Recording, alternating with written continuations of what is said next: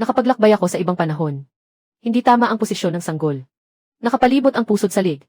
30 taon na akong nanganganak pero ngayon lang ako nakakita ng ganito. Patay tayo, patay tayo. Binibini, huwag kayong manggulo. Lumabas ka agad. Tabi. Ano ang ginagawa mo? Ano bang alam ng munting iyan sa pagsalo ng sanggol? Pahalang ang posisyon ng sanggol at 2 ikot ang pusod sa lig. Walang pang-ipit sa pagdurugo. Walang panlinis sa impeksyon. Walang panlinis sa impeksyon. Sige, gagawin ko na lang ayon sa pakiramdam ng kamay ko. Sundin ninyo ang utos ko. Huminga ng malalim. Itulak ninyo ng buong lakas, di. Naku po, Diyos ko. Natasha. Binibini, ano po ang sinabi ninyo? Binibini, ayos lang po ba kayo, tinamaan po kayo ng kidlat? Binibini, na ilabas ninyo ang sanggol. Himala, isa siyang banal na manggagamot. Iniligtas ninyo ang aking asawa at anak. Handa akong magsilbi sa inyo habang buhay. Huwag na kayong magpakahira. Magpakulo kayo ng isang mangkok na itlog na may arnibal para sa inyong ginang. Ang higit niyang kailangan ngayon ay enerhiya at protina. Ha! Sige na nga, tubig na may itlog at arnibal. Mas malapot, mas mabuti. Binibini, dati ay hindi man lang kayo marunong humawak ng karayom. At ano po ang ibig sabihin ng Natasha na binanggit ninyo kanina? Wala iyon. Sa ibang mundo, nakakita na ako ng sanggol na kamukha niya. Sa ibang mundo, Sean Cao, may makakain ba? Gutom na gutom ako. Opo, ipagluluto ko po kayo ng pansit. Sa simula pa lang, puno na agad ng problema. Gutom na halos dumikit na ang dibdib ko sa likod. At may munting kagandahang may masamang reputasyon pa. CJ, unang hakbang sa paglalakbay sa ibang panahon, mabuhay. Ikalawang hakbang, mabusog. Ikatlong hakbang, alamin kung bakit kamukha ni Natasha ang sanggol na ito. Ha. Sabi mo, pinaanak niya ang asawa ng isang kawal. Opo, at ligtas ang mag-ina. Simula noon, ipinagmamalaki na siya ng opisyal sa lahat ng makausap niya. Sinasabi niyang ang panganay na anak na babae ng punong ministro ay isang banal na manggagamot. Hindi ba siya iyong munting iyan? Mula nang tamaan ng kidlat ang binibini. Parang ibang tao na siya. Puntahan ninyo siya at papuntahin sa silid aklatan. Ako mismo ang makikipagkita sa kanya. Opo. Maaga siyang nawala sa mundong ito. May utang akong tawad sa kanya. Pero siya ang munting iyan. Kapag kumalat ang balitang ito, saan ko pa itatago ang mukha ko bilang punong ministro? Siya Zawzaw. Sa makabagong panahon, isa kang mahusay na doktor sa emergency room. Sanay kang magsagawa ng operasyon. At sa huli, tinamaan ka ng kidlat at napadpad dito. CJ, binigyan ka ng langit ng panibagong pagkakataon. Sa pagkakataong ito, huwag mo nang gawing katatawanan ang sarili mong buhay. Ama, pumasok ka at magsalita tayo. Zawzaw, nakilala mo na ang iyong ama.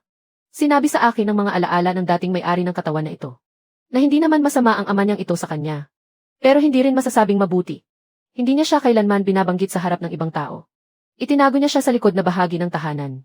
Para bang isang lihim na hindi dapat makita ng sinuman. Pumasok ka na, malamig sa labas. Noong bata ka, paborito mong inumin ito. Mas masarap ang luto ng iyong ina kaysa sa luto ng kusinero ng tahanan. Ayos naman. Dad, tungkol sa pagpapaanak mo sa isang babae kahapon. Totoo talaga. Hindi lang ako marunong magpaanak. Marunong din akong magpagaling ng maraming sakit. Dad, hindi na bobo ang anak mo. Pero, kung iniisip niyo pa rin pong isa akong kahihiyan sa pamilya, maaari naman akong lumipat at mamuhay sa ibang lugar. Sino ang nagsabing kahihiyan ka? Hindi sa ganoon. Natatakot lang akong mapahiya dahil sa iyo. Naiintindihan ko. Zawzaw. Dad, patawarin mo ako. Huwag ka nang humingi ng tawad. Walang silbi ang paghingi ng tawad. Kung gusto mo talaga akong makabawi, huwag mo na lang akong pigilan sa panggagamot. Ito lang ang nais kong gawin sa buong buhay ko. CJ, hindi na kita pipigilan. Naipamalita na sa kabiserang lungsod ng opisyal ng hukbo ang tungkol sa iyo. Sinasabi niyang isa kang banal na manggagamot na bumaba mula sa langit. Kung gayon, hayaan mo siyang magkwento. Tutal, simula ngayon. Ang 3 salitang Xia Zawzaw ay hindi na muling ituturing na pangalan ng isang munting kaibig-ibig na bata. CJ, nalampasan na ang unang pagsubok. Ang susunod naman. Sandali. Walang kutsilyong pang-opera rito. Walang antibiotiko. Walang makinang pang-ki-scan. Wala man lang disenteng alkohol na pang-disimpekta. Paano ako gagamot ng mga may sakit? Sa lakas ng pag-ibig. Unang hakbang sa paglalakbay sa ibang panahon, mabuhay. Ikalawang hakbang, mabusog. Ikatlong hakbang, makahanap ng kumpletong gamit pang-opera. Mga gamot, kagamitan at katulong. Kailangan tipunin ang mga iyon ng paisa-isa. Anong ingay iyon? Nahulog sa tubig ang mahal na prinsipe. Bilisan ninyo. Bumaba kayo at sagipin siya.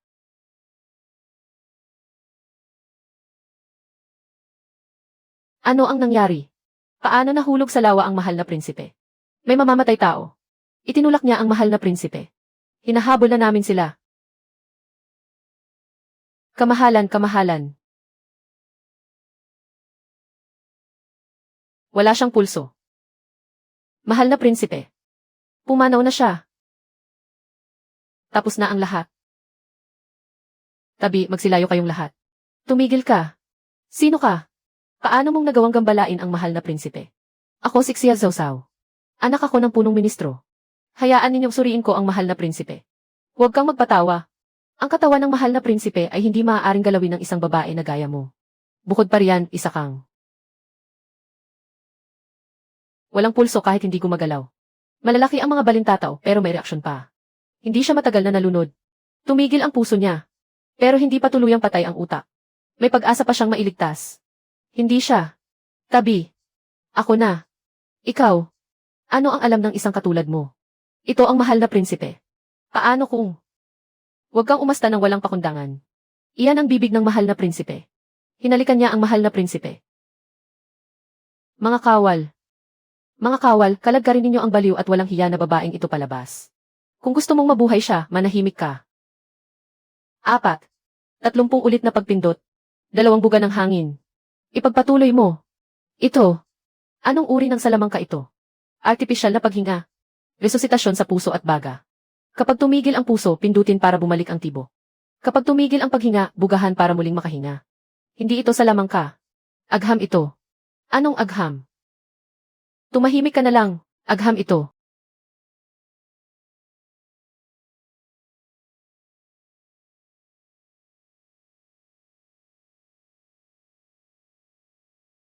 Mabuti nang nagkamalay ka. Tandaan mo ito sa susunod na mahulog ka sa tubig at may sumagip sa iyo. Sundin muna ang hakbang na ito sa pagsagip ng tao. Huwag kang lumuhod at umiyak. Hindi makabubuhay ang pag-iyak. Ano ang ginawa mo sa mahal na prinsipe kanina? Artipisyal na paghinga. Iyong bibig sa bibig. Mahal na prinsipe. Hindi po kayo nagsipilyo. Amoy malansang isda. Ano? Huwag na po kayong magpasalamat. Sa susunod, mag-ingat po kayo.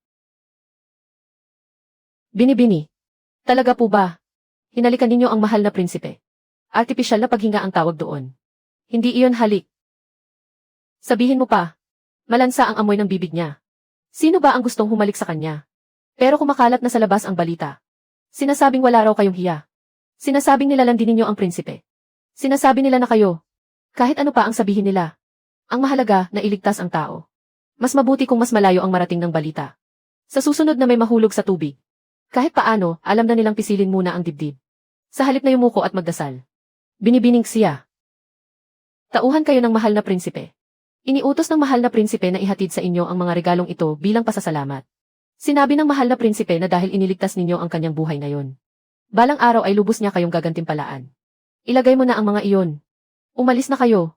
Binibining siya. May isa pa pong mensahe ang mahal na prinsipe para sa inyo. Ang nangyari ngayong araw. Huwag ninyo itong ikalat. Huwag ninyo itong ipagsabi sa iba. Alam na ito ng buong kabiserang lungsod. Kaninong bibig ba ang kaya niyang patahimikin? Pawang mamahaling ginto ang mga ito. May mga seda pa. At ito naman, ano ito? Isang espesyal na pahintulot sa aklatan ng Imperial Medical Academy. Marunong din palang dumiskarte ang prinsipeng ito. Ano po ang ibig sabihin, binibini? Ang ibig sabihin ay, malapit na akong makakuha ng isang set ng mga kagamitang pang-opera. Dumating na siya. Siya iyong babaeng humalik sa prinsipe. Binibining siya. Ito ang Imperial Medical Academy. Hindi ito lugar para sa isang babae tulad mo. Ang pahintulot ng mahal na prinsipe. Maaari ba akong pumasok sa aklatan? Maaari kang pumasok. Pero huwag mong akalaing dahil marunong kang umunawa sa puso ng tao. Maaari ka nang magyabang dito sa Imperial Medical Academy. Ang mga baluktot at tusong pamamaraan mo ay hindi karapat-dapat ipakita sa marangal na lugar na ito. Punong Zhang, ang sinasabi ninyong pag-unawa sa puso ng tao ay resuscitasyon sa puso at baga. Kung hindi mo kayang sabihin, huwag ka nang magsalita. Hindi kailangang pilitin. Isa lang. Minsan lang nakapagligtas ng tao. At naglakas loob ng manggulo sa Imperial Medical Academy. Ang nangyari kahapon ay bulag na pusang nakasungkit ng patay na daga. Sino ang tinawag mong daga? Ako. Ang ibig kong sabihin, nagkataon lang na malapit nang magising ang mahal na prinsipe. Dahil sa pagkalunod, tumigil ang tibok ng puso at paghinga. 4 na minuto ang gininto ang oras para sa pagsagi. Kapag lumampas sa 4 na minuto, magsisimula nang hindi na maibalik ang pagkamatay ng mga selula ng utak. Nang iahon ang mahal na prinsipe, wala na siyang paghinga. Kung hindi dahil sa akin. Matagal na sana siyang nasa kabaong ngayon. Ikaw ba ay isang manggagamot ng palasyo? Hindi mo naiintindihan ito. Maaari ninyong hindi tanggapin ang pamamaraan ko. Pero huwag ninyong insultuhin ang aking medisina. Mukhang may punto nga ang sinabi niya. Tumahimik ka. Mag-alisan kayong lahat. Puro teorya ng yin at yang at 5 elemento ang alam ninyo. Maging ang pagmamasid, pang-amoy, pagtatanong at paghipo ay nakabatay pa rin sa karanasan. Halos wala kayong tala tungkol sa mga operasyong pangkirurhiko. At huwag nang banggitin ang mga antibiotiko. Wala man lang kayong konsepto ng penicillin. Ito ang mundong kailangan kong harapin. Walang surgical scalpel. Ako na mismo ang gagawa. Walang antibiotiko. Hahanap ako ng kapalit. Walang katulong. Ako na mismo ang magtuturo. Mahirap ba? Mahirap. Pero, Punong Zhang, may nangyari sa inang Reyna. Ano? Ang inang Reyna. Nahawa siya ng bulutong. Walang magawa ang mga manggagamot ng palasyo. Matindi ang galit ng emperador. Magmadali po kayong pumasok sa palasyo. Isang grupo. Para saan ko kayo pinapakain? Mahal na emperador, pakiusap po, pakalmahin ninyo ang inyong galit. Ang bulutong ay isang sakit na walang lunas. Mula pa noong unang panahon, wala pang gamot dito. Kami po ay tunay na walang kakayahang gumawa ng anuman. Walang magawa. Kung gayon, sumama kayong lahat sa libing. Ama, emperador. May isang tao pong nais irekomenda ng inyong anak. Sino? Si Zhao Zhao. Ang anak na babae ng punong ministro. Ang mahal na prinsipe. Siya nga. Mahal na prinsipe. Ni minsan ay hindi nag-aral ng medisina si Xia Zhao Zhao. May alam lamang siyang ilang kakaiba at di karaniwang pamamaraan. Ang bulutong ay isang sakit na hindi magagamot. Maging ang Imperial Medical Academy ay walang magawa. Ano ang magagawa ng isang babaeng nakakulong sa sariling silid? Hindi maaari. Sa kahit anong paraan, hindi maaari. Bukod pa rito, masama rin ang kanyang reputasyon. Malandi sa mahal na prinsipe. Walang hiya. Sinabi ng lahat ng manggagamot ng palasyo na wala na akong pag-asa. Siya ang humila sa akin palabas mula sa pintuan ng kamatayan. Ang kanyang pamamaraan sa panggagamot. Kahit sabihin mang kakaiba at di karaniwan ito. Ang mahalaga, iniligtas niya ako. Ang inang Reyna ay lola ko sa panig ng ama. Hindi ko isusugal ang buhay niya para lamang magbiro. Ama, hayaan po ninyo akong subukan. Ipatawag si Xia Zhao Zhao at dalhin siya sa palasyo. Ako na mismo ang susundo sa kanya. Ikaw. Kakaiba talaga ang ugali niya. Baka hindi siya mahikayat ng iba. Ako na mismo ang pupunta. Bilang pagpapakita ng aking katapatan. Sige, umalis ka na. Bilisan mo at bumalik ka agad. Binibini, hindi po ba kayo nag-aalala? Nagkaroon ng bulutong ang Emperatrice na Dowager. Paano kung ibaling ng emperador ang galit niya sa inyo? Ano naman ang silbi ng pag-aalala? Hindi naman ako Diyosa. Isa pa, hindi naman walang lunas ang bulutong. Hindi lang nila alam kung paano ito gagamutin. Dr. Xia. Dumarating na po ang mahal na prinsipe. Sino? Xia Zhao Zhao, sumama ka sa akin sa palasyo. Mahal na prinsipe, utos po ba ito o pakiusap? May pinagkaiba ba? May pinagkaiba ba? Kung utos, hindi ako sasama. Kung pakiusap, pag-iisipan ko muna. Binibini, nababaliw na ba kayo? Iyon ang mahal na prinsipe. Nakikiusap ako sa iyo. Parang hindi naman taimtim ang pakiusap ninyo. Xia Zhao Zhao. Nakikiusap ako sa iyo, pumasok ka sa palasyo at iligtas ang Emperatrice na Dowager. Mahal na prinsipe, namumula po ang inyong mga tainga kapag nakikiusap kayo. Aalis ka ba o hindi? Umalis na tayo. Bakit ka nagmamadali? Hindi naman makakatakbo ang Emperatrice na Dowager. Ang tapang naman ng binibini na ito. Mahal na prinsipe pa naman siya. Xia Zhao Zhao. Esan. Talaga bang kaya mong gamutin ang bulutong? Bakit po kayo mismo ang nakikiusap? Ngayon pa ninyo naisipang magtanong. Nagtitiwala ako sa iyo. Nagtitiwala po kayo sa akin pero nagtatanong pa rin. Gusto ko lang makasiguro. Hindi nakamamatay ang bulutong. Basta tama ang paraan. Mabubuhay siya. Sa ibang daigdig, nakakita na ako ng mga sakit na mas malala pa rito. At nalunasan ko silang lahat. Kaya huwag po kayong mag-alala. Walang masamang mangyayari sa Emperatrice na Dowager. Sa ibang daigdig, wala iyon. Ang ibig kong sabihin, marami lang akong nabasang aklat. Xia Zhao Zhao, sino ka ba talaga? Hindi po ba ninyo ako pinaimbestigahan? Lehitimong anak na babae ng punong ministro. Matapos tamaan ng kidlat, bigla na lang naging matalino. Sino pa ba? Hindi tugma ang nalaman ko tungkol sa iyo sa mismong pagkatao mo. Kung ganoon, kanino ninyo po ako napagkakamalan? Hindi ka kamukha ng kahit sino. Ilde, Xia Zhao Zhao, ano na naman ang problema? Noong isang araw, sinabi mong amoy malansa ang bibig ko. 3 beses akong nagsipilyo pag uwi ko. Mahal na prinsipe, nagbibiro lang po ako. Ikaw. Mabuti ang pagiging malinis, mahal na prinsipe. Ipagpatuloy ninyo po iyan. Siya Zhao, iniisip mo bang nakakatawa ako? Hindi. Sa tingin ko, kaibig-ibig kayo, mahal na prinsipe. Sino ang nagsabing kaibig-ibig ako, ang lakas ng loob mo?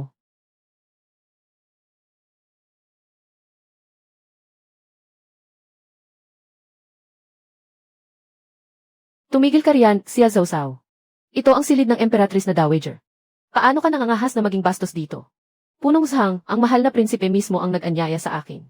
Kung hindi ka sang-ayon, sabihin mo sa mahal na prinsipe. Hayaan ninyo siyang makaraan. Kamahalan, may pag-asa pa pong maligtas ang Emperatrice na Dowager. Kailangang bakunahan agad. Bakuna, anong uri ng salamang kaiyan? Siya Zhao, nababaliw ka na ba?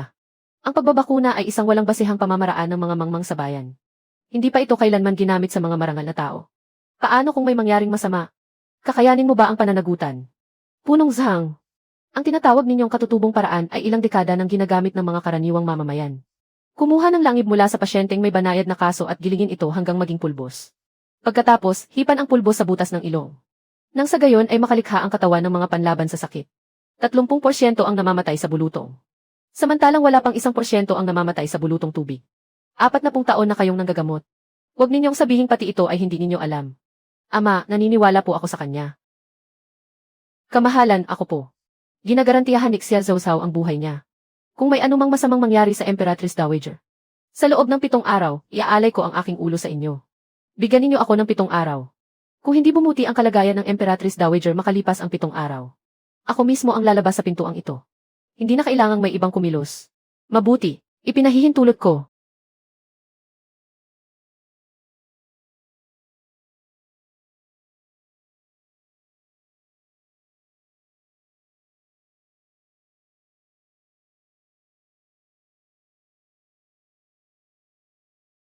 Sabi ko na nga ba, may mangyayaring masama.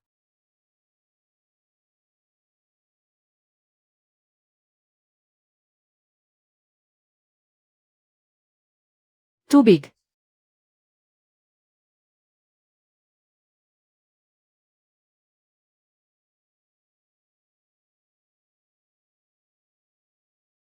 Maaari. Anak.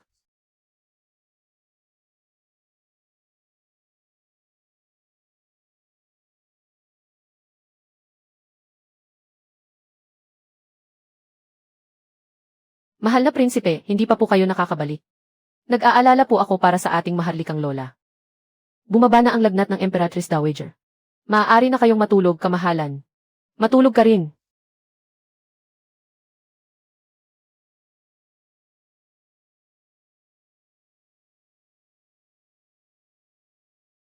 Kamahalan, nabuhay po kayo muli. Saang tahanan ka namamasukan?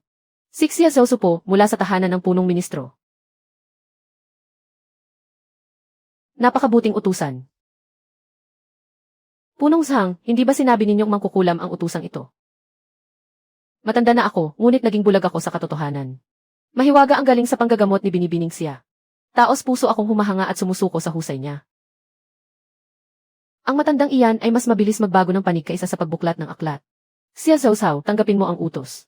Kahanga-hanga ang iyong kaalaman sa medisina. Iniligtas mo ang Emperatrice Dowager sa bingit ng kamatayan. Lubos na nalulugod ang aking puso. Itinatanghal kitang babaeng manggagamot ng Imperial Medical Academy. Ikaw ang kauna-unahang babaeng manggagamot ng palasyong ito. Gagantimpalaan ka ng 1,000 takalang ginto. 100 rolyo ng telang seda. 100 rolyo ng telang seda. At isang uniforme ng manggagamot ng palasyo. Isang babae ang magiging opisyal. Salungat iyan sa mga tuntunin ng ating mga ninuno. Maililigtas ba ng mga tuntunin ng ninuno ang Emperatrice Dowager? Ako po ang inyong lingkod.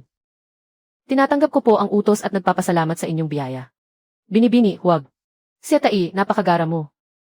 Ayos naman pero napakalaki ng sombrerong ito. Palagi itong nahuhulog. Mahal na prinsipe, ano na naman ang pakay ninyo sa akin? Napadaan lamang ako upang maghatid ng regalo. Paano ninyo nalaman, mahal na prinsipe? Nahulaan ko sa sukat ng ulo mo. Matalas ang paningin niyo, mahal na prinsipe. Tumahimik ka. Salamat, mahal na prinsipe. Mas tunay ang regalong ito kaysa sa mga gintong dahon. Isuot mong mabuti. Huwag mong iwawala. Tungkol naman sa Imperial Medical Academy. Hindi karapat-dapat ang ilan sa kanila na makita kang nakasuot ng baluktot na sombrero. Pinoprotektahan ba ninyo ako, mahal na prinsipe? Ayoko lang nahalikan mo na naman ako sa pangalawang pagkakataon. Ang tigas talaga ng bibig mo. Punong Zhang, talagang hahayaan ninyong tapakan tayo ng dilaw ang buhok na babaeng iyon. Na sumakay pa sa ibabaw ng ating mga ulo. Isa lamang siyang babae. At isa pa, tinamaan pa siya ng kidlat. Ngayon, wala nang makapantay sa kasikatan niya sa kabiserang lungsod. Kung magpapatuloy ito, saan pa tayo makatatayo sa Imperial Medical Academy? Iyan nga. Ngayon, sinuri ko ang asawa ng isang kalihim mula sa kagawaran ng mga opisyal. Pagbukas pa lamang ng bibig niya, tinanong na kung bakit hindi siksiya ang manggagamot. Talagang wala ng katwiran. Kahit hindi tayo masaya, ano pa ang magagawa natin? Iniligtas niya ang Emperatrice Dowager. Personal na hinirang ng kanyang kamahalan. Sino sa inyo ang maglalakas loob na magsabi ng hindi sa harap ng kanyang kamahalan? Punong Zhang, hindi pwedeng hayagan.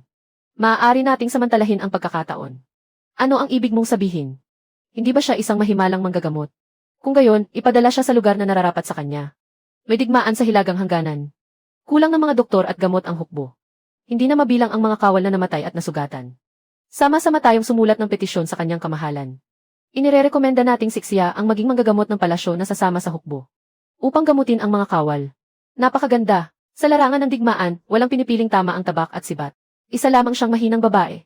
Paano kung tamaan siya ng ligaw na palaso? O mahawa siya sa isang salot? Kung gayon. Sandali, kapatid Zhao, mali ang sinabi mo. Naghahanap tayo ng marapat na tao para sa bayan. Hindi natin siya ipinapadala upang ipahamak. Mahusay siya sa panggagamot. Kaya niyang iligtas ang sarili niya. Kung sakaling may mangyaring hindi inaasahan. Iyon ay kagustuhan na ng langit. Ano ang pakialam natin doon? Ginoong Li, tunay na mapanganib ang hilagang hangganan. Paano kung talagang? Hindi ba parang ginagamit natin ang iba upang pumatay? Ginoong Wang, paano mo nasabi iyan? Ano ang ibig mong sabihin sa ginagamit ang iba upang pumatay? Isa siyang manggagamot ng palasyo. Tungkulin niyang paglingkuran ang bayan. Iyan ang nararapat niyang gawin. Inirerekomenda natin siyang magtamo ng karangalan para sa bayan. Iyon ay pagtulong sa kanya upang makamit ang tagumpay. Napakasela ng sitwasyon sa digmaan sa hilagang hangganan. Tunay nang nangangailangan ang hukbo ng mahusay na manggagamot. Noong isang araw, nag-aalala rin ang kanyang kamahalan tungkol dito. Sa sesyon ng korte bukas ng umaga. Ako mismo ang magsusumite ng petisyon. Maaari na kayong magdagdag ng inyong mga pahayag. Napakatalino ni Punong Zhang. Kamahalan, ang mga kawal sa hilagang hangganan ay lumalangway sa dugo sa larangan ng digmaan. Hindi na mabilang ang mga nasugatan at may sakit. Wala kaming sapat na kakayahan. Hindi kami nangangahas na umalis sa Imperial Medical Academy. Ngunit ang kaalaman ni Xia sa panggagamot ay kahanga-hanga. Higit na mahusay kaysa sa aming lahat. Ipadala si Xia Zhou na sumama sa hukbo. Upang gamutin ang mga kawal. Ito ay pagpapala para sa bayan. At swerte para sa mga kawal. Nasaan ang prinsipe? Babalik na po ako, kamahalan. Ang prinsipe ay nagtungo ngayon sa labas ng lungsod upang siya satin ang kampo ng hukbo. Babae si Xia Zhou. Malamig at mabagsik ang hilagang hangganan. Magaspang ang kalagayan sa kampo ng hukbo. Kakayanin ba niya iyon? Kamahalan, hindi man lamang hinahayaan ni Dr. Xia na tumubo ang kanyang bigote. Noong nasa mansyon siya, tumulong siyang magsilang ng sanggol at nagligtas sa Emperatrice Dowager. Alin doon ang hindi naganap sa bingit ng kamatayan.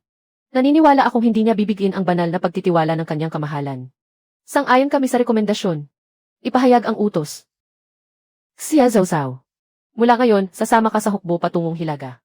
Itinalaga kang punong manggagamot ng hukbo sa hilagang hangganan. Umalis ka pagkalipas ng 3 araw. Napakatalino ng kanyang kamahalan. Binibini, ang hilagang hangganan ay isang larangan ng digmaan. Binabati kita, Dr. Xia. Maglilingkod ka sa bayan sa larangan ng digmaan. Maraming salamat sa rekomendasyon, Punong Zhang. Tiyak na susuklian ko ng maayos ang kabutihan mo. Babalik ako upang mag-impake. Dadalhin ko ang lahat ng kagamitang pang-opera at mga gamot. Sa hilagang hangganan, tama ba? Sakto, gusto ko ring makita kung ano talaga ang hitsura ng isang tunay na larangan ng digmaan. Binibini, hindi ka ba natatakot? Takot saan? Gusto nilang mamatay ako sa hilagang hangganan. Pero matibay ang buhay ko. Binibini, talaga bang pupunta kayo sa hilagang hangganan? May digmaan doon. Kapag may digmaan, may mga sugatang kawal. At kapag may mga sugatan, kailangan nila ng manggagamot. Sakto, pupunta ako. Pero kayo ang lehitimong anak ng punong ministro. Isa kayong babaeng manggagamot ng palasyo. Bakit kayo papayagang pumunta sa ganoong lugar? Sinadya talaga iyon ng mga tao sa Imperial Medical Academy. Alam kong sinadya nila iyon. Pero ano naman kung ganoon? Ang mga sugatang kawal sa hilagang hangganan. Hindi nangangahulugang dahil ipinadala ako roon. Ay hindi na nila kailangan ng lunas. Sino ang nasa labas? Anak, ipinagluto ka ng ama mo ng sabaw ng manok. Inumin mo sa daan. Talagang pupunta ka. Ama, naipababa na ang banal na utos ng emperador. King Anak, patawarin mo ako sa mga nagawa ko noon. Napakatalino mo noong bata ka. Sa edad na 3, kaya mo nang bumigkas ng mga tula. Sa edad na 5, marunong ka nang sumulat. Ngunit nang magkasakit ka, 3 araw at 3 gabi kang nilagnat. Nang magising ka, hindi mo na nakilala ang mga tao. Hinagilap ng ama mo ang lahat ng tanyag na manggagamot sa buong mundo, pero walang nakapagpagaling sa iyo. Akala ng ama mo ganoon na ang magiging buhay mo habang buhay. Ngunit matapos kang tamaan ng kidlat noong araw na iyon. Nagising ka. Hindi ka lang hindi namangmang. Marunong ka pang magpaanak. Nakagagamot ka pa at nailigtas mo ang mahal na prinsipe. Nailigtas mo rin ang emperatris na ina. Hanggang ngayon, hindi pa rin ako makapaniwala. Ama! Ako! Huwag ka nang magpaliwanag. Ayaw nang malaman ng ama mo kung paano mo ito natutuhan. Ang alam lang ng ama mo, anak kita. May pagkakautang ako sa iyo sa loob ng 16 na taon. Sa loob ng 16 na taong iyon, itinago kita sa likod na bakuran. Hindi kita kailanman binanggit sa harap ng mga tagalabas. Dahil natatakot akong mapahiya dahil sa iyo. King hindi naging mabuting ama ang ama mo. Patawarin mo ako, anak. Ipinagmamalaki kita. Huwag na po kayong magsalita. Tama na po, huwag na kayong magsalita. Kapag nagpatuloy pa kayo, iiyak ako hanggang mamaga ang mukha ko. Paano ka aalis bukas? Ama, hindi kita sinisisi. Wala na ang dating siya sausaw. Ang nakatayo sa harap ninyo ngayon ay isang ganap na bagong ako. Tandaan na lang ninyo, hindi na mangmang ang inyong anak. At hindi na rin niya kayo muling ipapahiya. Mabuti. Pagdating mo sa hilagang hangganan, tandaan mong sumulat ka. Sabihin mo sa ama mo kung may kailangan ka. Sino ang mga ngahas na mang-api sa iyo? Isusumbong ko siya sa emperador. Naiintindihan ko na. Binibini. Umiiyak po kayo. Masyado bang mainit ang sabaw ng manok? Nausukan lang.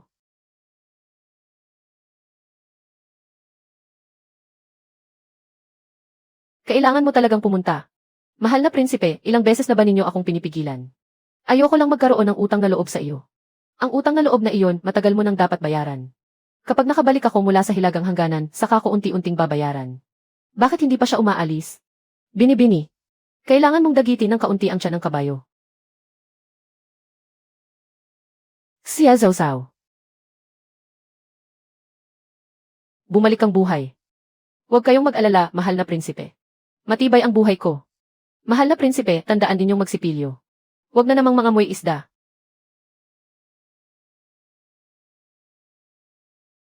Mahal na prinsipe. Ang abang lingkod na ito. Umaasa po ako sa inyo.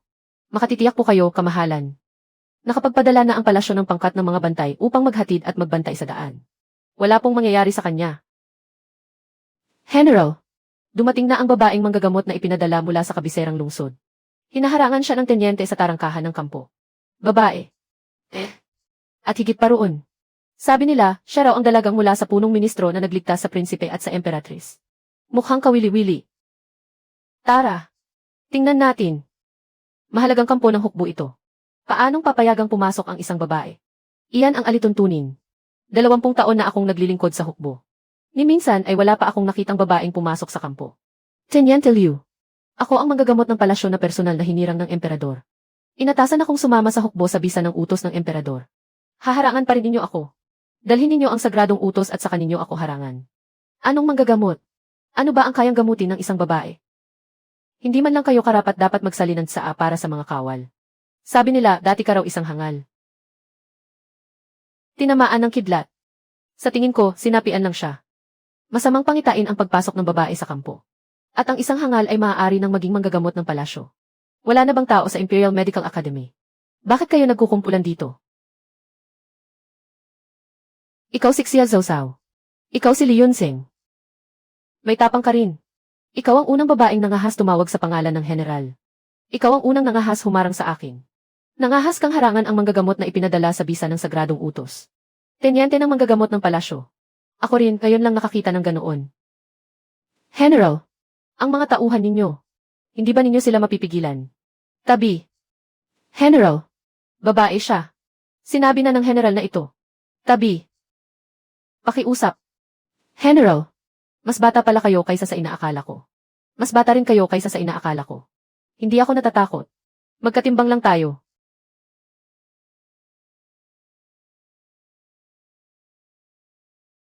Hindi bababa sa 70% ang posibilidad ng pagkahawa.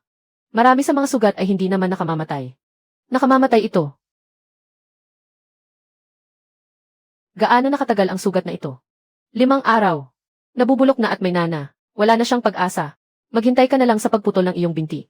Sino ang nagsabing wala na siyang pag-asa? Linisin, disimpektahin at bendahehin ang sugat. Maililigtas pa ang binti niya. Sinabi mo wala na siyang pag-asa. Pumunta ka. Tawagin mo rito ang lahat ng babaeng naglalabas sa hukbo. Isama mo rin ang mga kamag-anak ng mga kawal. Binibini, ano po ang balak ninyong gawin? Ituturo ko sa kanila kung paano gamutin ang mga sugat. Nang maayos. Siya Sausaw, pinapasok mo ang mga babaeng ito sa kampo para hawakan ang mga sugatang kawal. Alam mo ba kung paano isulat ang salitang hiya? Ano na lang ang sasabihin ng mga tao kapag may babaeng humawak sa mga sugatang kawal? Kapag kumalat ito, saan na namin ilalagay ang mukha ng hukbo ng hilagang hangganan? Tingnan ninyo ang kampo ng mga sugatang kawal sa likuran ninyo. Ang mga nakahiga roon. Sila ang humaharang sa mga patalim para sa inyo. Naubusan na sila ng dugo. Nabubulok na ang sugat. Humiga ka roon at maghintay. Ikaw pa ang nagtuturo sa akin tungkol sa kahihiyan. Deputy General Liu, may itatanong ako sa iyo. Kahihiyan. Mas mahalaga ito kaysa buhay. Ulitin ko ang tanong ko sa inyong lahat. Mas mahalaga ba ang kahihiyan kaysa buhay?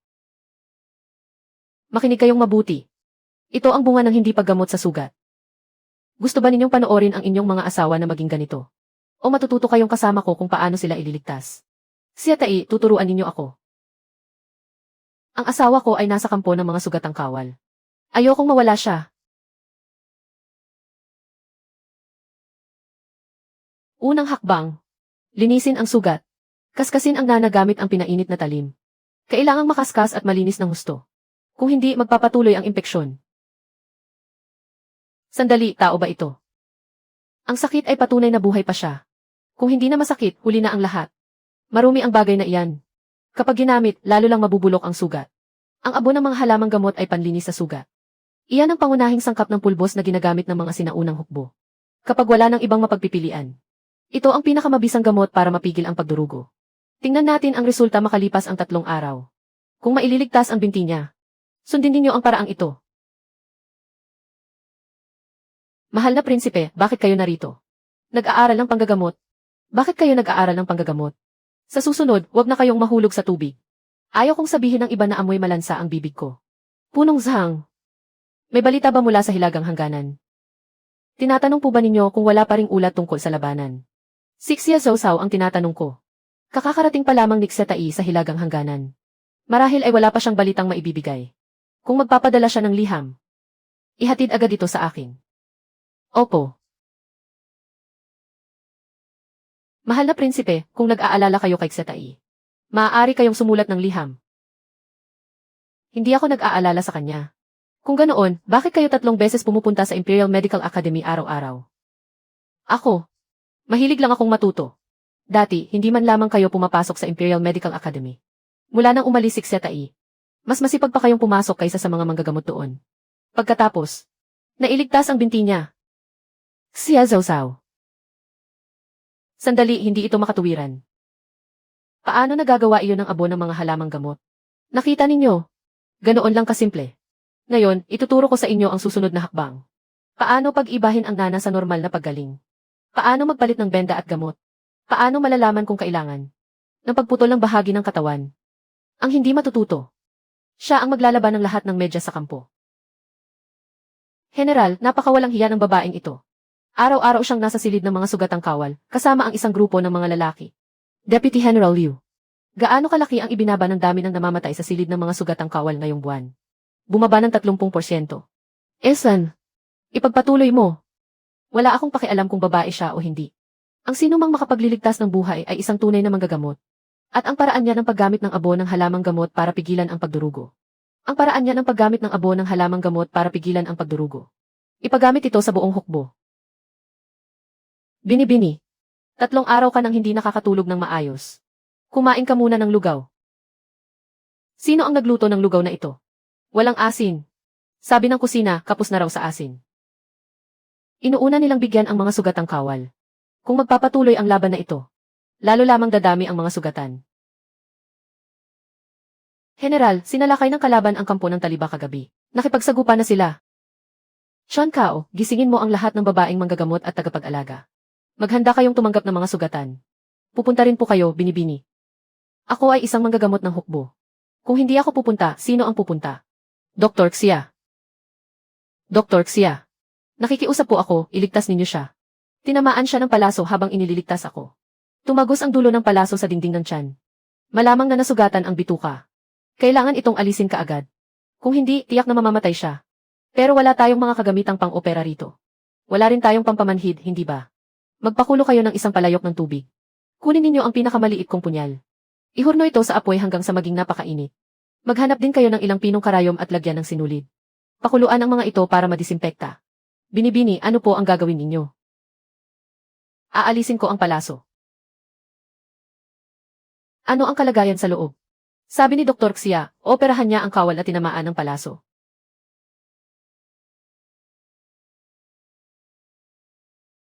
Ina. Kapatid. Naghihintay pa sa iyo si Ina sa bahay. Kumapit ka. Xia Zhou, paano mo nagawang? Tao ka ba? Kapag pinakawalan ko siya, mamamatay siya. Ikaw ang pumili. Pinipili kitang umalis sa kampo. General, gusto niyang. Lumabas ka. Sabi ko.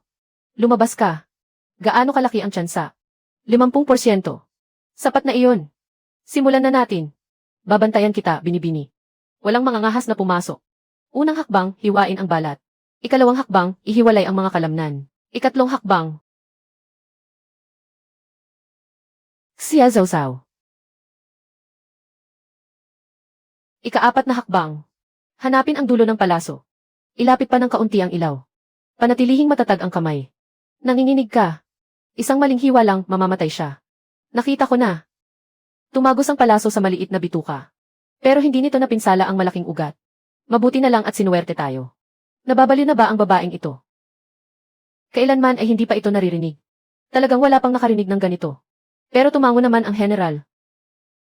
Ang general ay nabihag ng pag-ibig sa kanya. Ayos na. Binibini. Siya. Mabubuhay ba siya? Tingnan natin kung hindi siya lalagnatin ngayong gabi. At kung hindi maimpeksyon ang sugat.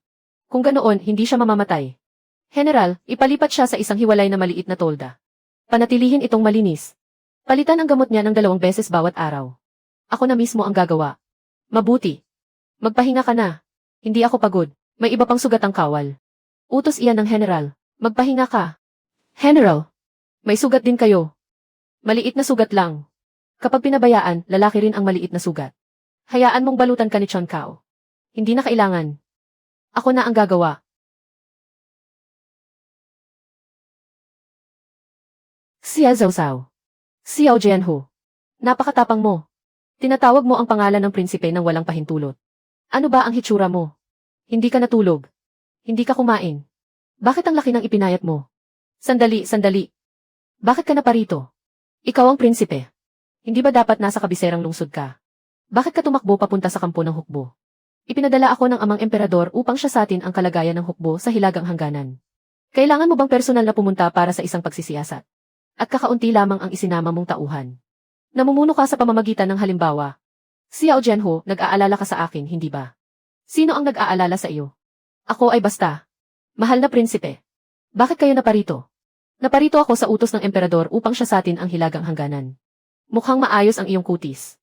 Salamat kay Dr. Xia. Ginamot niya ang sugat ng general na ito. Ginamot ka niya. Napakahusay niyang magbunot ng palaso. Ginawa niya iyon para sa iyo. Hindi para sa kanya. Para iyon sa isang kawal. Nanonood lamang siya sa tabi. Simula ngayon, bawal ka nang gumamot ng mga lalaki. Bakit naman? Hindi iyon marapat sa asal. Xiao Jianhu, ikaw ang taong hinalikan ko. Ikaw pa ang nagsasabing malaswa iyon. Mahal na prinsipe. Marami nang nailigtas si Dr. Xia sa hukbo. Malaki ang paggalang sa kanya ng lahat ng kawal. Alam ko. Hindi mo na kailangang sabihin sa akin. Ako. Gusto ba ninyong ipagluto ko kayo ng pansit? Sa tingin ko, mag-aaway na kayo sa titigan ninyo. Marunong ka ring magluto ng pansit. Hindi ako, pero marunong si Chuan Cao. Binibini, wag mo akong idamay sa gulo. General Li. Kumusta ang labanan sa Hilagang Hangganan? Katanggap-tanggap naman. Umatras na ang hukbo ng kaaway ng 30 li. Kumusta naman ang mga nasawi at nasugatan? Utang namin iyon kay Dr. Xia. Bumaba ng 40% ang bilang ng mga nasugatan at namamatay. Tunay ngang mahusay siya sa medisina. Kapag pinupuri ninyo ako, maaari bang huwag ninyo akong purihin sa harap ko? Nahihiya ako. Nahihiya ka rin pala. Manipis ang mukha ko. Hindi mo ba alam? Ang taong mahiyain ay hindi basta tumatawag sa pangalan ng prinsipe. Siya ang nagsabing tawagin ko siya ng ganoon. Kailan kita pinayagang tawagin ako ng ganoon? Hindi ka naman tumutol. Ang hindi pagtutol ay pagsang-ayon. Panalo ka na. Xia Zhaozhao. Ilang lalaki ba ang kailangan mong makaharap araw-araw? Hindi ko na mabilang. Bakit? Sa tingin ko, dapat kang magsuot ng guwantes. Guwantes na balat ng tupa ang suot ko. Sarili mong gawa. Hindi sapat ang kapal. Kung gayon, humanap ka ng mas makapal. Mga guwantes ito na yari sa balat ng usa, ginagamit ng mga bantay sa hukbo. Panlaban sa hangin at tubig. Subukan mo. Ayos ito, General Li. Salamat sa iyo. Pumunta ka at humanap ng mas maganda para sa akin. Mahal na prinsipe. Pinakamaganda na ang mga guwantes na balat ng usa. Kung gayon, balat ng oso ang hanapin mo.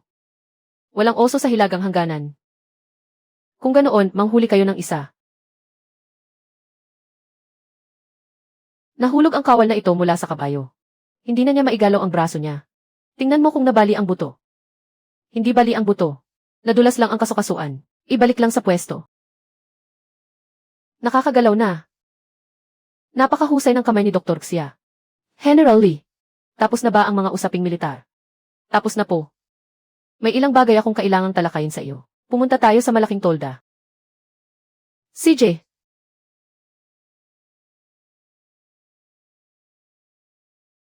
Ano iyan? Lugaw na gamot.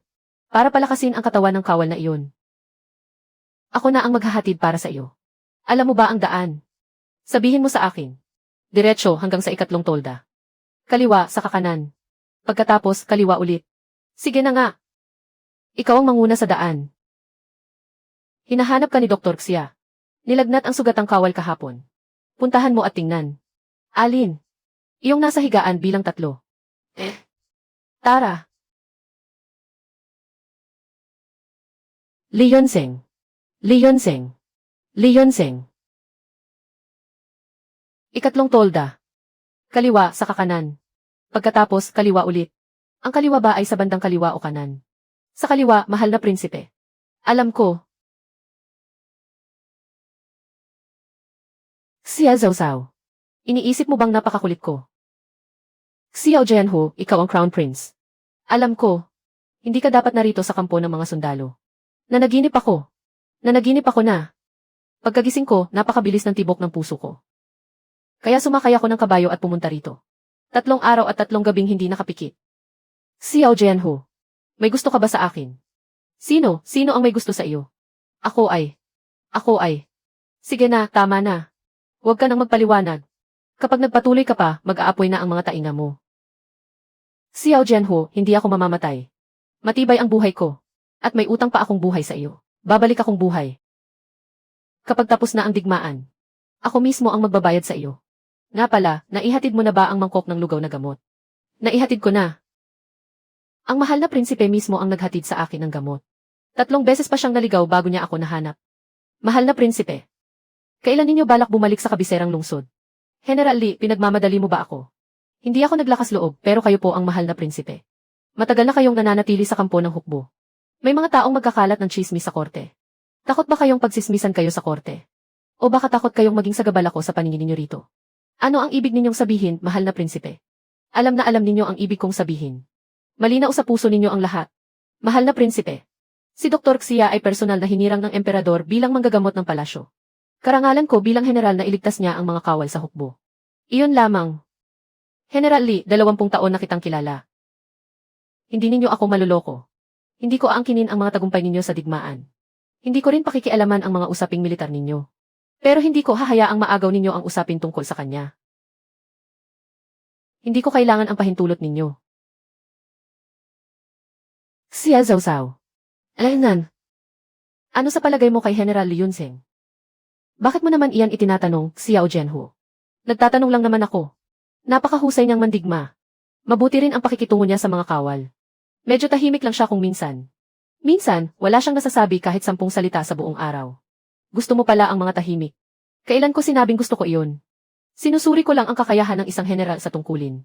Ano ba ang sinasabi mo? Wala. Xiao Jianho, nagsiselos ka ba? Hindi ako nagsiselos. Opo, hindi nga kayo nagsiselos. Nagtatanong lang daw talaga kayo. Maniniwala ako. Binibini, parang talagang gusto ka ni mahal na prinsipe. Alam ko. Kung gayon kayo po ay. Gusto kong makita siyang nag-aalala. Nakakatuwa kaya. Binibini, darating din ang karma sa inyo. Araw-araw akong nagliligtas ng buhay. May utang sa akin ang langit. Xiao Jianho, bakit hindi ka natutulog sa ganitong kalalim na gabi at nandito ka pa, nananakot? Xia Zhaozhao. Bukas, babalik na ako sa kabiserang lungsod. Oh, maging maayos ang iyong paglalakbay. Iyan lang ang sasabihin mo. Mag-ingat ka. Huwag kang mahulog sa ilog. Xia Zhaozhao. Xiao Jianho, alam ko kung bakit ka na parito. Huwag kang mag-alala, aalagaan ko ang sarili ko. Pagkatapos ng digmaan, babalik ako sa kabiserang lungsod. Sa oras na iyon, ilibre mo naman ako ng hapunan. Ililibre kita ng hapunan. Alaynan, may utang ka sa akin. Utang na loob dahil iniligtas kita. Hindi naman kalabisan ang isang hapunan, tama ba? Sige, ililibre kita. Ano ang gusto mong kainin? Hotpot. Iyong napakaanghang. Ano ang hotpot? Ay, wala kayong hotpot sa panahon ninyo. Bahala na, tuturuan kitang magluto nito pagdating ng araw. Matulog ka ng maaga. Ikaw rin, matulog ka ng maaga. Mahaba pa ang lalakbayin natin bukas. Xia Zhaozhao. Alaynan. Pinahihintulutan kitang tawagin ang buong pangalan ko. Ikaw mismo ang nagsabi sa akin na tawagin kita ng ganoon. Tapos sasabihin mong pinahihintulutan mo ako. Aalis na ako. Sige na, umalis ka na. Huwag kang magpaikot-ikot sa daan. Bumalik ka agad sa kabiserang lungsod. Xiao Jianho, isa akong doktor ng hukbo. Paano magligtas ng tao? Kung gayon, magsuot ka man lang ng guwantes. Suot ko naman. Mukhang mahusay ang ipinadala ni Li Yunzheng. Xia Zhaozhao. Ano na naman? Pagbalik ko sa kabiserang lungsod, ipapagawa ko sa iyo ang isang peres ng guwantes na balat ng oso. May mga oso ba sa hilagang hangganan? Wala po. Kung gayon, saan siya kukuha? Baka pumunta siya sa kabilang pinto para maghanap. Umalis na ang mahal na prinsipe. 3 araw siyang nakasakay sa kabayo papunta rito. Halos hindi siya nagpahinga. Alam ko, Xia Tai. Kapag buong pangalan ang tawag mo sa kanya, parang hindi siya nagagalit. Sanay na siya. Xia Zhaozhao, sa tingin mo. Alaynan. Kumusta naman ako bilang general? Li Yunzheng, mabuti kang general. Mahusay kang makipagdigma. Mabuti ka rin sa mga kawal. Pero hindi ka marunong kumain ng lutuan sa mesa. Bumalik ka kapag natuto ka na, saka mo itanong sa akin. Ano ang lutuan sa mesa? Hindi alam ng inyong lingkod.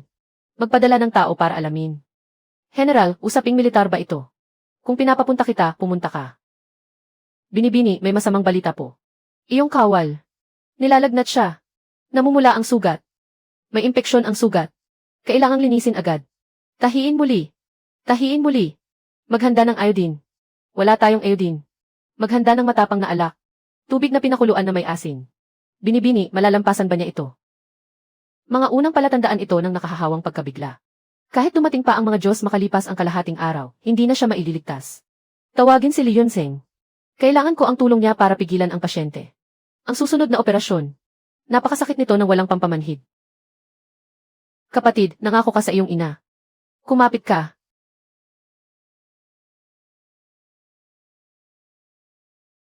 Wala na namang asin. Maubos na ang asin.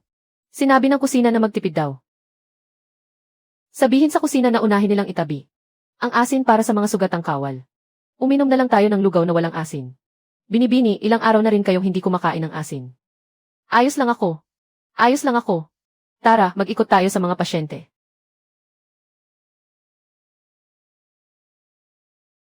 Xia Tai. Inutusan ng mahal na prinsipe ang inyong lingkod na magdala ng isang pangkat ng mga gamot at pagkain. Paano niya nalaman na may kulang tayo? Lagi niyang binabantayan ang kalagayan ng hilagang hangganan. Noong isang araw, nakatanggap kami ng mensahe sa pamamagitan ng kalapati. Sinabing humihingi kayo ng agarang suplay ng asin at pagkain. Magdamag silang nagtipon ng mga suplay at ipinadala rito. Sabi ng mahal na prinsipe, malamig daw sa hilagang hangganan. Para hindi raw manigas sa lamig ang inyong mga kamay. Bumalik ka at sabihin mo sa mahal na prinsipe. Natanggap na namin ang mga gamit. Tanungin mo siya, 800 li ang layo ng kabiserang lungsod sa hilagang hangganan. Isang araw lang at nakumpleto na niya ang mga suplay. Matagal na ba niyang naihanda ang mga ito? Hindi alam ng inyong lingkod. Sige na, bumalik ka na. Sabihin mong manatili siyang mabuti sa kabiserang lungsod. Huwag na naman siyang tumakbo rito. Ipinadala ng mahal na prinsipe. Makapal ang balat. Leonseng, hindi pa gumagaling ang sugat sa braso mo. Huwag kang pag-alagala kung saan-saan. Ayos na ako. 7 tahi ang tinanggap ko, tapos sasabihin mong ayos lang. May maling akala ka ba sa ibig sabihin ng ayos lang? Nag-aalala ka ba sa akin? Nag-aalala ako sa tahi ko. Napakaganda ng pagkakagawa sa mga tahi. Kapag napigtas ang mga tahi, sira na ang obra ko. Magpadala ulit ng mga espiya. Nakapagtipon ang kalaban ng 5,000 kawal. Tinatayang ilulunsad nila ang malawakang paglusob sa loob ng 3 araw. Kumusta ang ating supply ng pagkain? Magtipid tayo sa pagkain. Sapat pa ito ng 7 araw.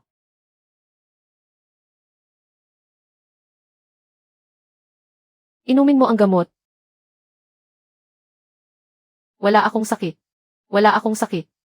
Hindi pa lubusang naghihilom ang sugat mo. Pampawala ito ng pamamaga. Inumin mo. Siya Zawzaw. Ang ibig kong sabihin kung sakali. Kung lusubin tayo ng kalaban, at hindi na natin maipagtanggol ang kampo. Isama mo ang mga babae mo at umatras muna kayo. Leonseng, ikaw ang commander. Paano mo nasasabi ang ganyang bagay? Mawawala ng tibay ang loob ng hukbo. Seryoso ako. Hindi ako urong. Ako ay isang manggagamot ng hukbo. Kung nasaan ang mga sugatang kawal, naroon din ako. General, si Dr. Xia. Ipadala muli ang mga espiya. Gusto kong malaman ang eksaktong kinaroroonan ng kalaban. Opo. Binibini, ano po ang iniisip ninyo? Iniisip ko si Xiao Jianhu. Sa wakas, umamin na rin ang binibini. Iniisip ko ang liham niya. Sinabi niyang aabutin ng 15 araw bago makarating ang mga supply. 10 araw na lang ang natitira sa atin. Pero kinabukasan, dumating na ang mga supply. Ano ang ipinahihiwatig niyon? Ibig sabihin, niloko kayo ng mahal na prinsipe. Ibig sabihin, matagal na niyang inihanda ang mga supply. Naghihintay lang siya ng pagkakataong maipadala ang mga ito. Baka hindi ko raw tanggapin.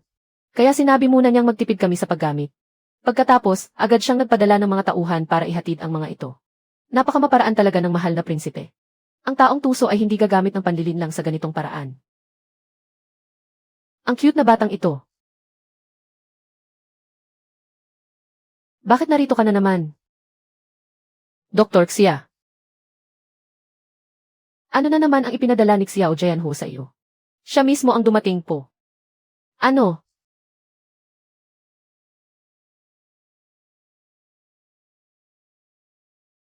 Xia Zawzaw. Bakit narito ka na naman? Ikaw ang prinsipe. Hindi ba dapat nasa kabiserang lungsod ka? Ako mismo ang nagdala ng balat ng oso. Ano? Hindi ba tinanong mo kung may oso sa hilagang hangganan? Kaya nang huli ako ng isa. At ipinadala ko sa iyo ang balat ng oso. Xiao Jianhu, naglakbay ka ng 800 li para lang manghuli ng oso. Napadaan lang ako. Napadaan. Saan banda ang napapadaan mula sa kabiserang lungsod hanggang hilagang hangganan? Gusto ko lang sanang manghuli. Xiao Jianhu, napaka-cute mo talaga.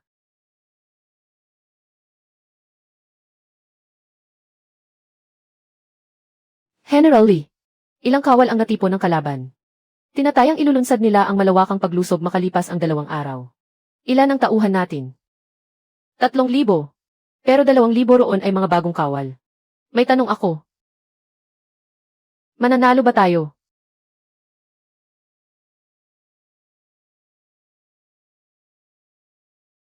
Kailan pa kayo naging ganoon kapareho ng isip? 20 taon nang magkakilala ang mahal na prinsipe at si General Li. Sabay kaming lumaki mula pagkabata. Kung ganoon, ano ang tawag ninyo sa pagtititigan ninyo noon? Naglalaro lang kami. Sige na nga. Pag-usapan ninyo ang mga usaping militar. Pupuntahan ko ang mga sugatan. Mabuti naman talaga ang samahan ng dalawang iyon. Pero pilit silang nagpapanggap na parang magkaaway. Siya Zawzaw. Buhay na ang sundalong binuksan ang tiyan. Buhay na siya, at makalipas ang ilang araw ay makakabangon na siya. Marami kang nailigtas na tao. Mahal na prinsipe, pinupuri mo ba ako? Inilalahad ko lamang ang mga katotohanan. Kung ganoon, maglahad pa kayo ng ilang katotohanan. Gustong-gusto kong makinig. Malamig ang panahon. Uminom ka ng sabaw ng luya para uminit ang katawan mo. Leonseng. Mas maalaga ka kaysa sa isang tao. Marunong din akong magbigay ng regalo. Balat ng oso ang ibinigay ninyo. Hindi sabaw ng luya. Maiinom ba ang balat ng oso? Ipagluto mo siya ng isang mangkok ng sabaw ng luya. Opo. General, matatag na ang kalagayan ng digmaan sa hilagang hangganan. Umatras ang hukbo ng kaaway at nagkampo 100 liang layo. Hindi sila muling sasalakay sa malapit na hinaharap. Papalitan ninyo ang mga kawal sa pagbabantay. Magpahinga at mag-ipon ng lakas. Inumin mo ang gamot. Mabait. Siya Zawzaw. Babalik sa kabiserang lungsod bukas ang mahal na prinsipe. Gusto mo bang ihatid siya?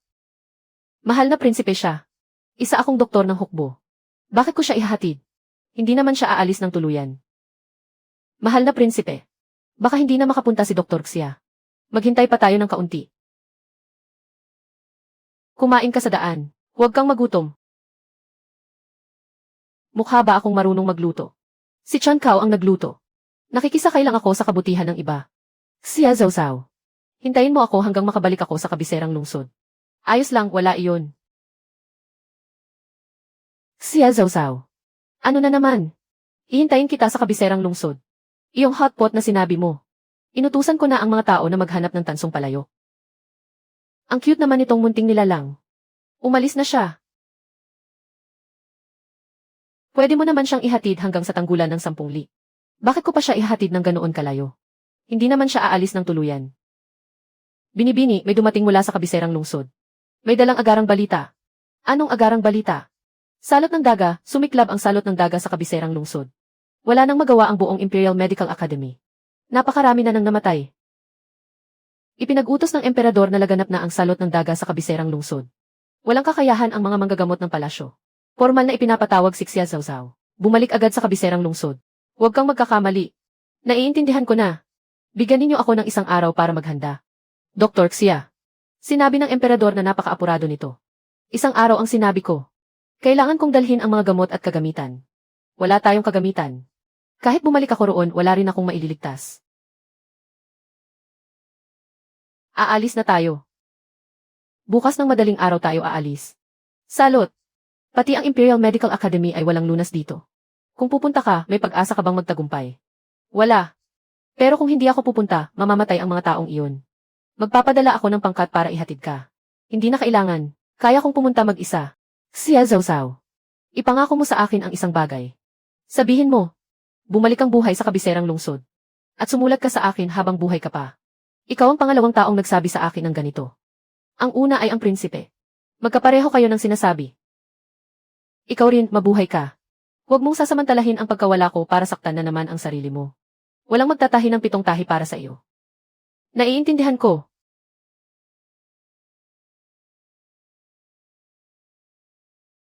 Punong Zhang.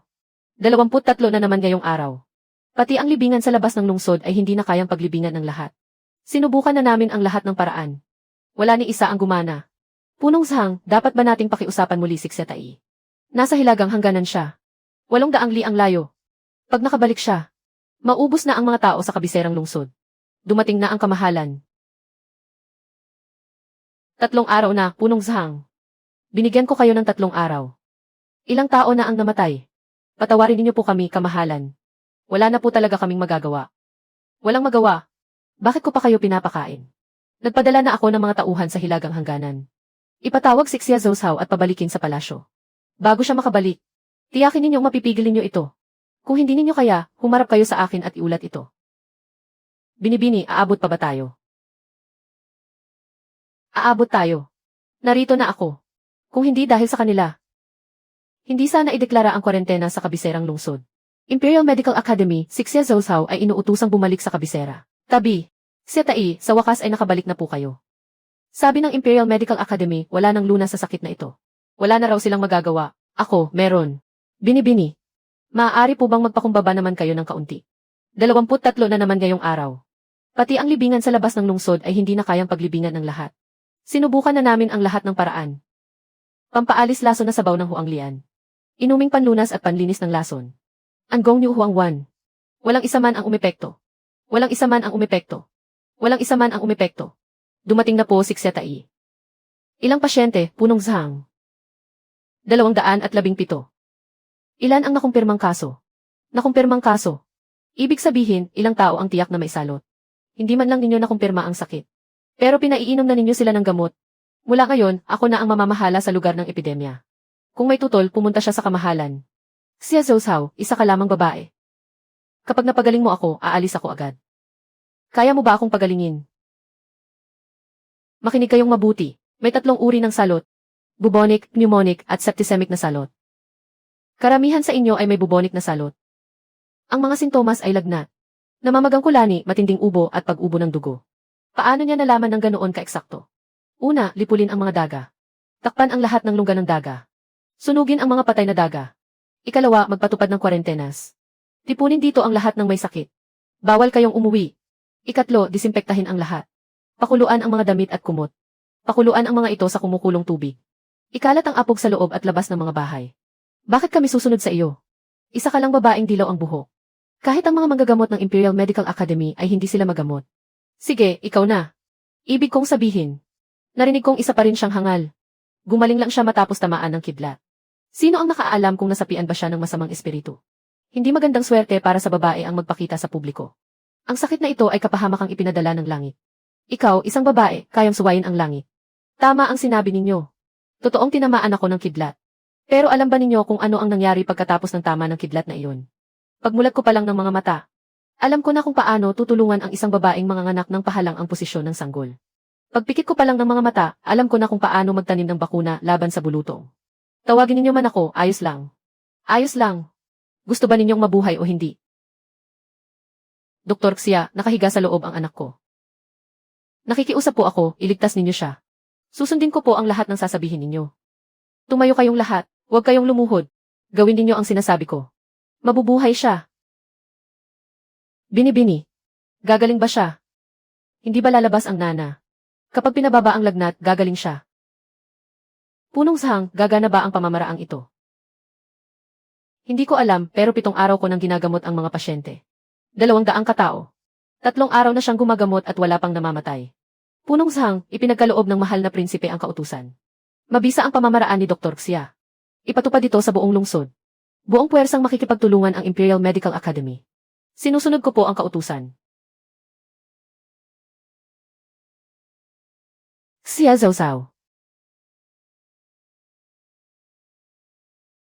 Pinabalik kita ng buhay. Pero tingnan mo ang ginawa mo sa sarili mo. Ang itsura mo. Xia Jianho, bakit ka na naman nandito? Naparito ako upang inspeksyonin ang lugar ng epidemya. Ikaw ang mahal na prinsipe at ini-inspeksyon mo ang lugar ng epidemya nang hindi natatakot. Ikaw nga, hindi ka natatakot. Ano naman ang dapat kong katakutan? Ang dulas ng dila mo talaga. Sa iyo ko lang natutuhan.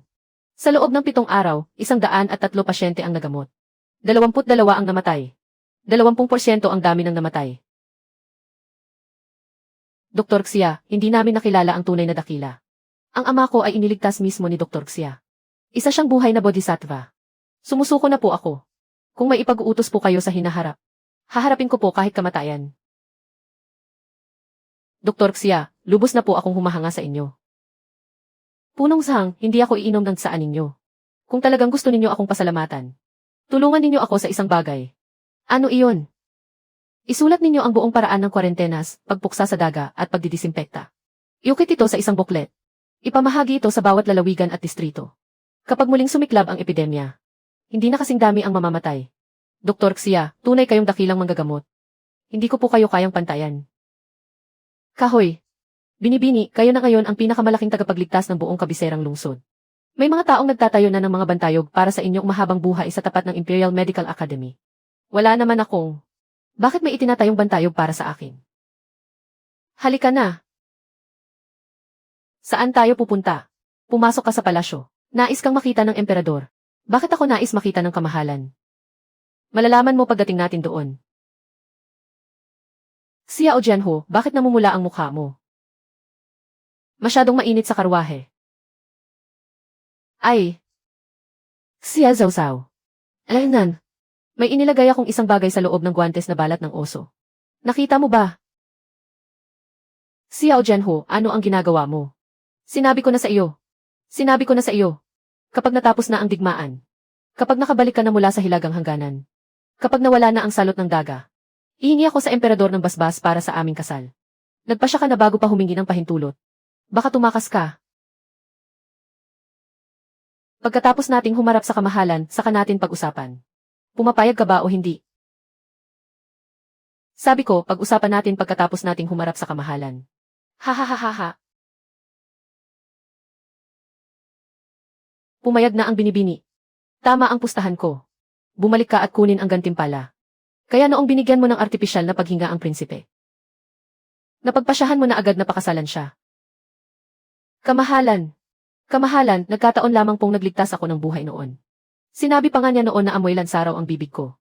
Kung ganoon, nangangamoy lansa pa rin ba ang bibig mo ngayon? Wala na.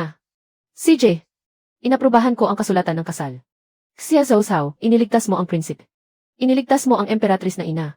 Iniligtas mo ang mga kawal ng hilagang hangganan. At iniligtas mo rin ang mga mamamayan ng kabiserang lungsod. Karapat-dapat kang maging prinsesa ng korona. Nagpapasalamat po ako sa inyong dakilang biyaya, kamahalan. Xia Ojianho, ang pangit ng ngiti mo. Tumahimik ka. Binibini ang aking prinsesa ng korona. Tingnan ninyo, lahat ng iyan ay pagbati para sa inyo. Hindi pa nga ako kasal. Li Yunzheng, bakit ka narito? Hindi na kailangang bantayan ang hilagang hangganan. Nabalitaan kong magiging prinsesa ng korona ka na. Kaya naparito ako upang bumati. Pinulot ko ito sa larangan ng digmaan. Hindi ito mahalaga, pero mapapakinabangan mo. Li Yunzheng. Kailan mo pa ipinagawa iyan? Nagpagawa lang ako sa kung sinong panday. Hindi ba sinabi mong kailangan mo ng kutsilyong pang-opera? Salamat sa iyo, Li Yunzheng. Prinsesa ng korona, mag-ingat po kayo. Binibini, parang. Tara na. Bumalik tayo at magpakulo ng gamot. May mga pasyente pang ang hindi nakalalabas ng ospital. Binibini, prinsesa ka na ng korona. Magpapakulo ka pa rin ng gamot. Hindi ba pwedeng magpakulo ng gamot ang prinsesa ng korona? Kapag hinarangan ako ni Xiao Jianhu, ipaiinom ko sa kanya ang mapait na gamot na ginto. Kawawa naman ang prinsipe. Ano ang iniisip mo? Iniisip ko lang na hindi naman pala masama ang mundong ito. Lalo na dahil napakagaling ko. Ikaw, nasa labas ka. Ito ay artipisyal na paghinga. Prinsipe, huwag kang mag-isip ng kung ano-ano. Xia Zhou, manatili ka sa tabi ko.